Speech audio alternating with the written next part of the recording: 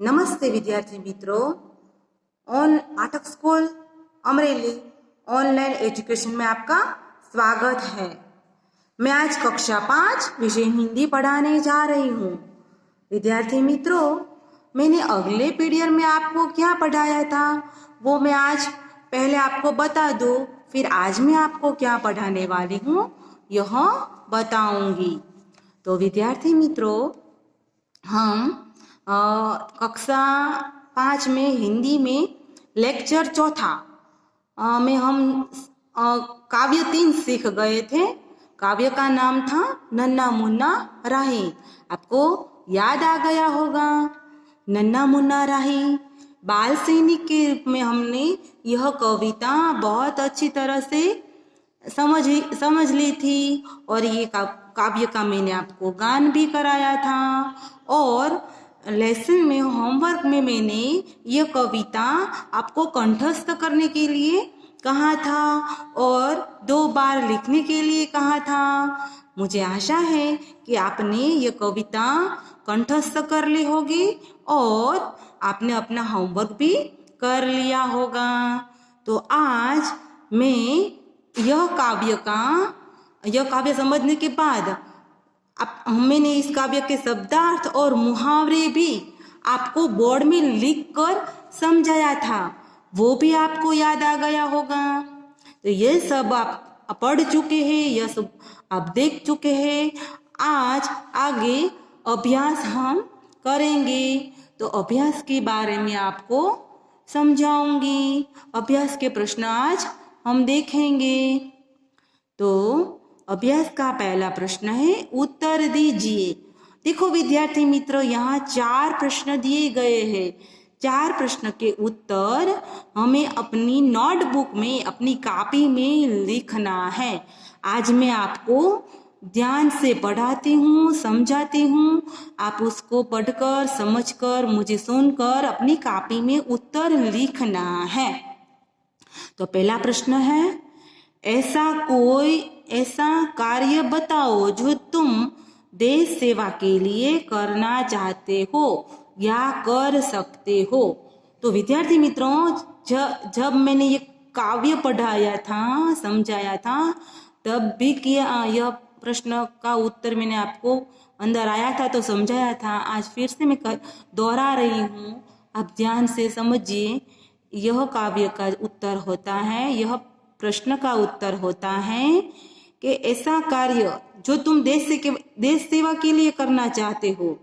तो मैं बताओ, मैं मान लो विद्यार्थी हूँ, आपकी जगह हूँ विद्यार्थी मित्रों, तो मैं यह प्रश्न का उत्तर इस तरह लिखूंगी कि मैं विद्यार्थी होकर देश सेवा के लिए मैं पानी का बगाड़ नहीं करूंगी, ये एक अच्छा कार्य करूंगी। दूसरा, मैं बिजली भी बचाऊंगी, ऐसा आप लिख सकते हैं दूसरा वाक्य। तीसरा, मैं देश सेवा में अच्छा विद्यार्थी बनकर खूब सारी पढ़ाई में ध्यान रखकर आगे बढ़ूंगा, यह अच्छा देश का नागरिक बनने का लक्षण है। तो ये देश सेवा के लिए मैं यह करना चाहता हूँ। आप इस तरह उत्तर लिख सकते हैं। तो पहले प्रश्न का उत्तर आपको समझ में आ गया। दूसरा प्रश्न है, अगर तुम सिपाही होते तो क्या करते। तो बहुत अच्छा प्रश्न है विद्यार्थी मित्रों। अगर तुम सिपाही होते तो क्या करते। मैंने आपको ये प्रश्न पूछा है, पर मैं खुद एक विद्यार्थी हूँ। यह इसके तौर पर मैं जवाब लिखूं तो यह जवाब आएगा कि अगर मैं सिपाही होता तो मैं देश के सरहद पर दुश्मनों का सामना अंत समय तक करता रहूंगा, ऐसा करूंगा ना। दूसरा लिखे वाक्य, तो अगर मैं सिपाही होता तो अपने साथी मित्र जो सिपाही हैं वो मुझे मैं घायल होता तो जो घायल मुझे हुए देखकर भावुक न हो जाए, यह ध्यान रखूंगा। ऐसा आप कर सकते हैं ना। सिपाही बने तो आप अपना फर्ज निभाना, यह जवाब लिख सकते हो। तीसरा प्रश्न है, एक सैनिक लड़ते लड़ते घायल हो गया तो वह क्या सोचता होगा? जो ऊपर मैंने बताया, सिपाही होता तो क्या करता? सिपाही होता तो देश के सरहदों पर अंत समय तक लड़ता, और जो वो घायल हो जाता, यह जवाब, ये तीसरे प्रश्न का जवाब लिखो तो ऐसे होता है, जो वो लड़ते लड़ते घायल हो जाता तो वो लड़ना नहीं छोड़ देना चाहिए। सैनिक को जब तक अपने सीने में प्राण है तब तक डटकर मुकाबला सैनिक होकर दुश्मनों का सामना करना चाहिए। ये चौथा प्रश्न का उत्तर देखिए। हमें तीसरे प्रश्न का उत्तर हमने देख लिया। अब चौथा प्रश्न हम देखें, हम अपने राष्ट्रीय ध्वज को तिरंगा क्यों कहते हैं? उसके रंगों के अर्थ बताइए। मैंने काव्य समझाते वक्त आपको यह प्रश्न के रूप में आपको समझाया था कि हम झंडे को तिरंगा कहते हैं। उसके 3 रंग होते हैं, केसरी, सफेद और हरा, और तीनों रंगों का महत्व अर्थ मैंने आपको बताया था। आज फिर बताती हूँ। केसरी रंग है वो वीरता और बलिदान सूचक है, सफेद रंग है वो शांति का सूचक है, और हरा रंग है वो देश की क्रांति, समृद्धि और हरियाली का सूचक बताता है। तो यह प्रश्न का भी जवाब आपको समझ में आ गया। आगे हम अभ्यास के प्रश्न देखते हैं। आगे देखो विद्यार्थी मित्रों, मैं प्रश्न पहले पढ़ूंगी फिर आपको समझाऊंगी इसमें क्या कहना चाहते हैं। इस गीत में बच्चे द्वारा देश सेवा के लिए कुछ काम करने की भावना व्यक्त हुई है। तो गीत पढ़कर बताओ कि क्या होगा। अब देखो पहली पंक्ति में ऐसा लिखा है, बच्चा धूप में पसीना बहाएगा तो सैनिक देश के लिए आगे क्या करेगा वो हमें लिखना है। उसकी आगे बढ़ने की भावना आगे क्या कहा लिखना है, तो हमें लिखना है, बच्चा धूप में पसीना बहाएगा तो हरे हरे खेत लहरा उठेंगे, देश समृद्ध हो जाएगा। ऐसा वाक्य हमें पूर्ण करके लिखना है। तो यहाँ हरे हरे खेत लहराएंगे ऐसा लिखना है। दूसरा, दुनिया में कहीं बम नहीं गिरेगा, इसके रूप में लिखे तो सब जगह शांति बनी रहेगी।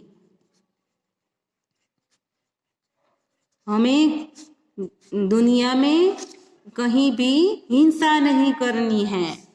बच्चा मंजिल से पहले कहीं दम नहीं लेगा, वो मंजिल से आगे बढ़ने के लिए,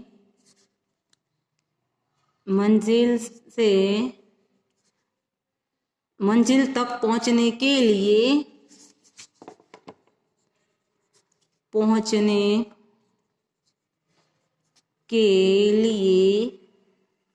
आगे ही आगे बढ़ता रहेगा, आगे ही आगे बढ़ता रहेगा। ऐसा वाक्य पूर्ण कर सकते हैं। फिर है, धरती पर पापी जन्म नहीं लेंगे, यानी हमारे देश में सकारात्मक कार्य, सकारात्मक सत्कर्म, ऐसा टुक में लिखे तो सत्कर्म होगा, अच्छा ही सब होगा। अब हम तीसरा प्रश्न देखते हैं। गीत में एक पंक्ति है, देखो विद्यार्थी, एक पंक्ति है, क्या है? बोलो मेरे संग जय हिंद जय हिंद। यह एक नारा है ना? नारा है, सब मेरे साथ सब नारा लगाओ, ऐसा पंक्ति में के रूप में लिखा है, जो हम कहीं अवसरों पर बोलते हैं। देखो विद्यार्थी मित्रों, कहीं बार हम जय हिंद बोलते हैं, राष्ट्रगीत पूरा होने के बाद बोलते हैं। देशभक्ति का कोई भी कार्य हो तो अंत में हम जय हिंद बोलते हैं। तो ऐसा अवसरों पर बोलते हैं। सोचो और बताओ, प्रश्न किया है अब कि यह प्रश्न है, तुम्हें यह नारा किस अवसरों पर बोला है? तो यह नारा है जय हिंद जय हिंद। वह कहाँ कहाँ पर आपने बोला है विद्यार्थी मित्रों? तो देखो 15 अगस्त में हम बोलते हैं ना अगस्त। फिर 26 जनवरी के दिन भी हम बोलते हैं। गांधी जयंती, शहीद दिन, 2 दिन आदि दिनों में ही हम यह नारा बोलते हैं। तो पहला प्रश्न के उत्तर भी आपको समझ में आ गया। फिर इस नारे के अलावा आप और कौन से नारे बोलते हैं? तो इस नारे के अलावा हम जय जवान जय किसान यह बोलते हैं। मैं यहाँ लिखती नहीं हूँ, आप सुनो। जय जवान जय किसान यह एक नारा है। आजाद हिंद अमर रहो, आजाद हिंद जय भारत। पछी गांधी जी अमर रहो। फिर आगे हम कौन कौन से नारे बोलते हैं? आधी रोटी खाएंगे, देश को बचाएंगे, बोलते हैं ना ये सब नारे। तो ये सब नारे आपको याद करके यहाँ लिखना है। आगे चौथा प्रश्न है, इस गीत में बच्चे ने अपने आप को देश का सिपाही बताया है। तुम भी बड़े होकर कुछ न कुछ बनना चाहते होगे। देखो विद्यार्थी मित्रों, बच्चा यह काव्य में देश का सिपाही है। तुम बड़ा होकर क्या बनना चाहते हो? तो मैं विद्यार्थी हूँ, इस तरह सोचकर मैं यहाँ लिखूं। तो मैं बड़ा होकर, तुम बड़े होकर क्या बनना चाहते हो? तो मैं बड़ा होकर शिक्षक बनना चाहता हूँ, ऐसा लिख सकती हूँ ना। शिक्षक बनना चाहता हूँ। तो दूसरा प्रश्न है, क्यों बनना चाहते हो? तो शिक्षक बनना चाहते हो, तो शिक्षक क्यों बनना चाहते हो? तो उसका भी उत्तर आपको लिखना है कि मैं देश के बच्चों को अच्छी शिक्षा देकर उसको अच्छा नागरिक बनाऊंगा, देश का अच्छा व्यक्ति बनाऊंगा, इसलिए मैं शिक्षक बनना चाहता हूँ। मैं शिक्षक बनने का कारण दिया है, आपको भी यह लिखना है। आप जो भी बनना चाहते हो वो अपना बनना चाहते हो वो लिखना, और उसका कारण भी विद्यार्थी मित्र बताना। तो आपको अभ्यास के प्रश्न आज समझ में आ गए होंगे। आज मैं स्वाध्याय का प्रश्न भी आगे आपको समझा दूँ आज। तो स्वाध्याय के प्रश्न के उत्तर मैं बारी बारी पढ़ूंगी और बोलूंगी, आपको अपनी कॉपी में लिखना है। पहला प्रश्न है, धूप में पसीना बहाने से क्या होगा? तो धूप में पसीना बहाने से हरे हरे खेतों में हरे हरे घास अनाज लहराएंगे। दूसरा, दुनिया की आंखों का तारा कौन बनेगा? तो दुनिया की आंखों का तारा बाल सैनिक बनेगा। बड़ा होकर वो दुनिया की आंखों का तारा बनेगा। तीसरा प्रश्न, नन्ना राय सबको क्या सिखलाएगा? नन्ना राय सबको प्रेम पूर्वक व्यवहार करना सिखलाता है। चौथा प्रश्न, नन्ना राही दुनिया में क्या गिरने नहीं देगा? तो एक वाक्य में ही आपको उत्तर ये सब प्रश्न के लिखने हैं। तो उसका उत्तर होता है, नन्ना राही दुनिया में बम नहीं गिरने देगा। पांचवा प्रश्न, देश का सिपाही कौन है? देश का सिपाही नन्ना यानी कि छोटा बालक, नन्ना मुन्ना राही है। नन्ना राही रास्ते पे कैसे चलेगा? नन्ना राही रास्ते पे डर डर के नहीं चलेगा, वो मर के यानी कष्ट सहन करते हुए आगे बढ़ता चला जाएगा। यह प्रश्न के उत्तर के बाद हमें विरोधी शब्द यहाँ जवाब दी गए हैं वो ढूंढ कर आपको लिखना है। आगे तो देखो उदाहरण के तौर पे लिखा है पीछे, फिर है दूसरा दाया, तो हमें यहाँ से ढूंढ निकालना है। सामने देखो यहाँ जवाब है दूसरा बाया, तीसरा है धरती, तो यहाँ उसका आता है जवाब तीसरा आकाश।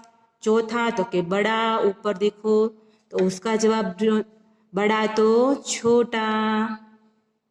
तो ऐसे हम कर सकते हैं ना क्रोश में। तो यह है चौथा। फिर धूप तो छाँव, यह हम क्रम देंगे 1 2 3 4 5 6। तो यहाँ लिखे 5वां जवाब है छांव। फिर ऊंचा तो नीचा। समझ में आ गया ना विद्यार्थी मित्रों? छह विरोधी शब्द। अब यह विरोधी शब्द आपको समझकर उसके एक एक वाक्य बनाना है।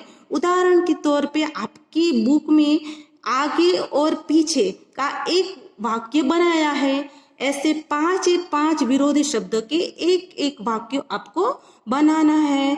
तो मैं आपको बारी बारी से ये वाक्य बनाकर समझाती हूँ, आपको अपनी कॉपी में लिखना है। तो पहला वाक्य मैं आपको पढ़कर समझाती हूँ। आगे तो सब बच्चे आगे चले जा रहे हैं। हुआ ना पहला वाक्य आगे शब्द का। उसका विरोधी शब्द होता है पीछे। तो उसका वाक्य है कोई भी बच्चा पीछे नहीं रहना चाहता। तो आगे और पीछे दोनों शब्द के एक एक वाक्य बन गए ना विद्यार्थी मित्र। इसी तरह मैं आज दाएं शब्द पर वाक्य बनाती हूँ। आप सुनिए और लिखना है। दाया यानी कि मेरे दाहिने पैर में चोट लगी हुई है। बाएं शब्द पर मैं वाक्य बनाती हूँ तो लिखना मेरा बाया पैर अच्छा है। तो हो गया ना ये दो शब्द के वाक्य। तीसरा शब्द है धरती और उसका जवाब होता है आकाश। तो मैं उसके पर वाक्य बनाती हूँ। धरती में छोटे छोटे पौधे उगते हैं। आकाश में बादल छाए हुए हैं। हुआ ना ये सब वाक्य के अर्थ। इसी तरह दूसरे 3 शब्दों के विरोधी शब्द के वाक्य आपको बनाने हैं। आगे विद्यार्थी मित्रों में समानार्थी शब्द समझाती हूँ। आपको विरोधी शब्द और उसके वाक्य समझ में आ गए होंगे। आप समानार्थी शब्द समझिए। राही तो मुसाफिर, यहाँ लिखती हूँ मुसाफिर। उसका दूसरा अर्थ क्या होता है तो के पंथ यानी रास्ता। फिर सिपाही तो सैनिक। उसका दूसरा अर्थ क्या होता है विद्यार्थी मित्रों? हम दूसरा अर्थ देखेंगे। सैनिक फौजी। फौजी होता है ना। आप अपने पुस्तक में यहाँ से ढूंढकर ही लिखना है। सैनिक तो फौजी। फिर धरती तो क्या होता है पृथ्वी और उसका दूसरा अर्थ धरा होता है ना। धरती धरा पृथ्वी। रास्ता तो राह पंथी मंजिल ध्येय लक्ष्य होता है ना। हो गए सब हमारे समानार्थी शब्द। आगे हम देखेंगे प्रश्न 4 विद्यार्थी मित्रों यह हम बाकी रखते हैं, वह अगले पीरियड में हम देखेंगे। नमस्ते।